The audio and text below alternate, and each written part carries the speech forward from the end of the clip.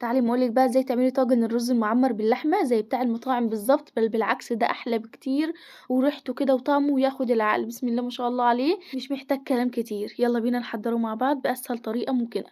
وعلشان نحضّره هنجيب حلة على النار، هانزل فيها بمعلقة من السمنة البلدي أو ممكن تستخدموا زيت أو أي نوع سمنة متوفر عندِك. وقُمت نازلة بنُص كيلو من اللحمة، طبعًا دي اللحمة دي كانت موجودة عندي في الفريزر، لحمة فيها نسبة من الدهن كده، بس بجد بتخلّي كده للطاجن طعم مميز جدًا. وكنت مقطعاها لمكعبات عشان ما تاخدش وقت في السوا، وطبعًا أول ما نزلت بيها ما قلبتهاش ولا أي حاجة خالص، وسِبتها لغاية لمّا نزّلت كل السوائل اللي فيها، وبعد كده شوّحتها زي ما أنتم شايفين كده، وقُمت نازلة عليها بصلاية متقطعة أي تقطيعة أنتم تحبوها تفضّلوها، ممكن تقطعوها 4/4 يعني أي حاجة ترجع لكم أنتم، وهنشوّحها مع اللحمة تشويحة بسيطة جدًا، وهننزل بالتوابل، معانا شوية من الفلفل الأسود، ومعانا توابل لحمة، وهننزل بشوية صغيّرين من القرفة، وهننزل بحبهان، وطبعًا أي توابل متوفرة عندِك ممكن تحطيها. وبعد كده هتشوحيهم تشويحة كده جميلة مع بعض زي ما انتم شايفين كده علشان ريحة التوابل كده تظهر معانا واللحمة تاخد من طعمها وريحتها كده. وهنكون محضرين عندنا كده مية بتغلي وهننزل بيها، أهم حاجة المية بتغلي علشان اللحمة متاخدش أي وقت في السوا وتستوي معانا بسرعة. واوعي تحطي مية ساقعة علشان المية الساقعة بتخلي اللحمة تقعد فترة طويلة جدا من غير ما تستوي. وطبعا هنغطي عليها وهنسيبها على درجة حرارة متوسطة لغاية لما اللحمة تستوي معانا تماما.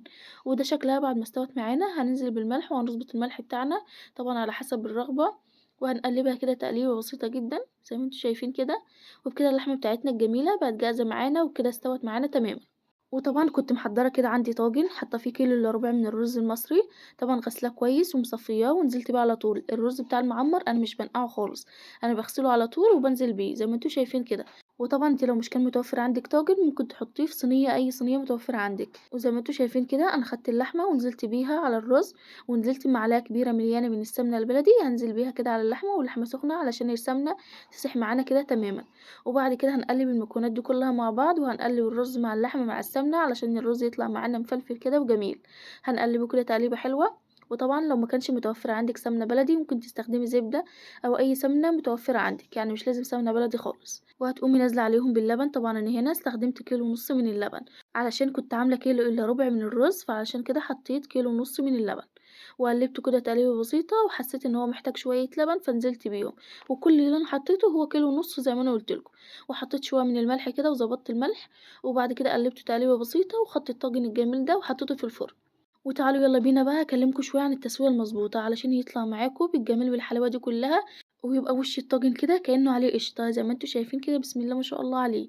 طبعا أول حاجة هتسخني الفرن بتاعك قبلها ب10 دقايق، طبعا النار بتكون شغالة من فوق ومن تحت على درجة حرارة عالية خالص. وهتحطي الطاجن بتاعك على الرف الوسطاني، وهتسيبيه لغاية لما ياخد لون كده دهبي جميل من فوق. وبعد ما ياخد اللون الدهبي كده الجميل من فوق هتطفي النار من فوق، وهتسيبي النار شغالة من تحت بس على درجة حرارة متوسطة، وهتقومي مغطية الطاجن وهتسيبيه لغاية لما يستوي معاكي تماما ويبقى بالجمال والحلاوة دي كلها. طبعا اللي بيعرفك ان الطاجن استوى طبعا بتاخدي معلقة كده وتشوفي الرز اذا كان استوى ولا لا. وده شكل بقى الطاجن بتاعنا الجميل بعد ما استوى معانا وبقى جاهز، بسم الله ما شاء الله عليه، ريحته جميلة جدا وطعمه ياخد العقل. بجد جربوه وان شاء الله هتنبهروا بجماله. ودي كانت طريقتنا النهاردة، يا رب تكون عجبتكم وبألف هنا ليكم، وشكرا جدا على المتابعة. ولو حابين أجرب معاكم أي وصفة اكتبولي في التعليقات وإن شاء الله هجربها معاكم. واستنوني إن شاء الله مع وصفة جديدة مع وصفات بيت الخير، وبألف هنا ليكم، شكرا جدا على المتابعة، والسلام عليكم ورحمة الله وبركاته.